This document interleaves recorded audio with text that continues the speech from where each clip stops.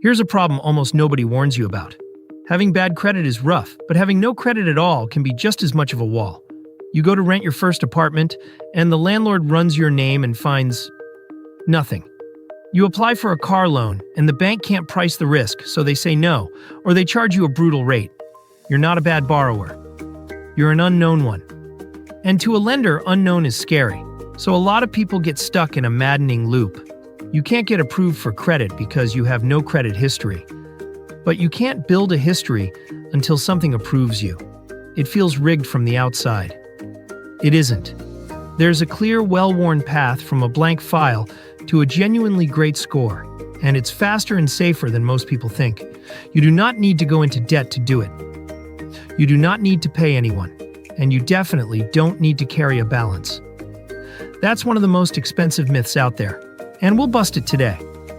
By the end of this video, you'll know the exact tools to start with, the 2 habits that move your score the most, the mistakes that quietly set people back, and roughly how long the whole thing takes. Let's build it from zero. First, let's be clear on what a credit score actually is. Because once it clicks, everything else makes sense. Your credit score is a trust score. It's a number, usually somewhere between 300 and 850, that tells anyone deciding whether to lend to you how reliably you've handled borrowed money in the past. The most common version is the FICO score. Higher means safer bet. Lower means riskier. And here's the key part for someone starting out. When you have no history, you don't get a high score or a low score. You get no score at all. To a lender, that blank file doesn't read as probably fine.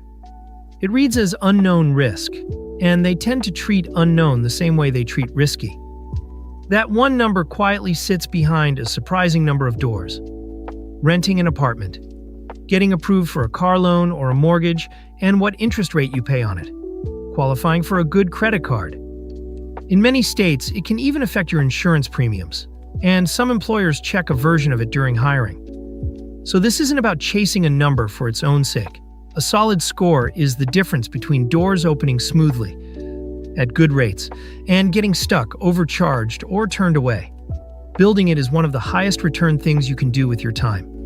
Okay, so how do you create history when no one will give you credit yet? You use a starter tool. These exist specifically to let people with thin or empty files get a foot in the door. You only need one to begin. Here are the 4 best. First, a secured credit card. You put down a deposit, say $200, and that becomes your credit limit. Because the bank's holding your cash, they're happy to approve you, and it reports just like a normal card. It's the most reliable starting point for most people. Second, a student or basic starter card.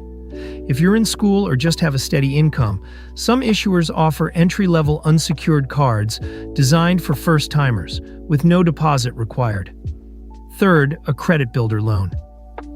This one's clever. The loan amount sits locked in a savings account while you make small monthly payments. And those on-time payments get reported. At the end, you get the money. You're essentially paying to build a payment record. Fourth, becoming an authorized user. If someone you trust, often a parent, adds you to their existing well-managed card, that card's positive history can start showing up on your file, sometimes without you ever swiping it. Pick whichever fits your situation. The point isn't to collect all 4. It's to get one account reporting your good behavior. Once you've got a tool reporting, 2 habits do most of the heavy lifting. Get these right, and your score climbs almost on autopilot. Habit 1. Pay on time every single time. This is the biggest factor by far. Roughly 35% of your FICO score is just your payment history. Not how much you spend, not how fancy the account is.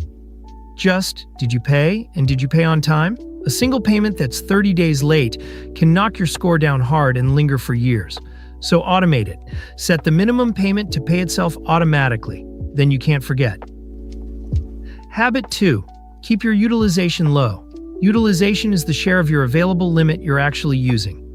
If your card's limit is $1,000 and your balance is $300, that's 30% utilization.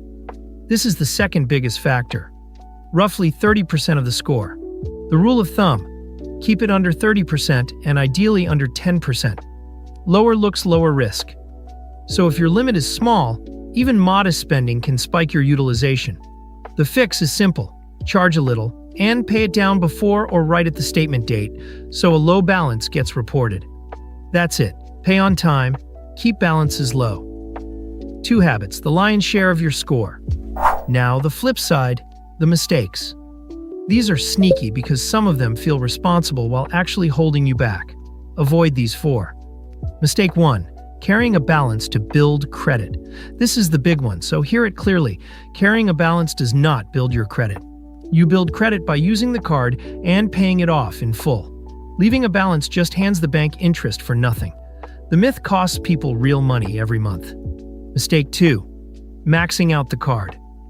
Even if you pay it off later, a balance near your limit when the statement report spikes your utilization and dings your score. Keep usage low, not just paid. Mistake 3. Closing your first card. Length of credit history helps your score, and your oldest account anchors it. Closing it can shorten your average history and shrink your total available limit. Pushing utilization up. Keep that first card open, even if you barely use it. Mistake 4. Applying for everything at once. Each application can trigger a hard inquiry and a small temporary dip, and a flurry of them looks desperate to lenders. Space out new credit. Don't go on an application spree. Steer clear of these 4, and you remove almost every common way people accidentally stall their own progress. So how long does this actually take? Let's set realistic expectations, because patience is part of the strategy. Once you open a starter tool and it begins reporting, you won't see a score overnight. Generally, you need about 6 months of activity on at least one account before the major models can even generate a score for you. So the first milestone is simply get an account open and let it age. 6 months in, you go from no score to you have a score. From there, it's about stacking solid months. With consistent on-time payments and low utilization, many people reach a good score, think 700 and up, somewhere in the range of 1 to 2 years. Keep going, and great territory, the mid-700s and beyond, comes with continued good habits and a longer track record. Notice the shape of this. The hard part isn't effort, it's time. Your job is just to keep the 2 habits running quietly in the background while your history grows. The score follows. So the worst thing you can do is nothing, waiting for the right moment. There is no shortcut that beats starting early, because the clock only runs once you've opened that first account. The best day to start was a year ago. The second best is today. So there's your whole path from 0 to a great score. A credit score is just a trust score, and having no history reads as unknown risk, which quietly gates apartments, loans, cards, and more.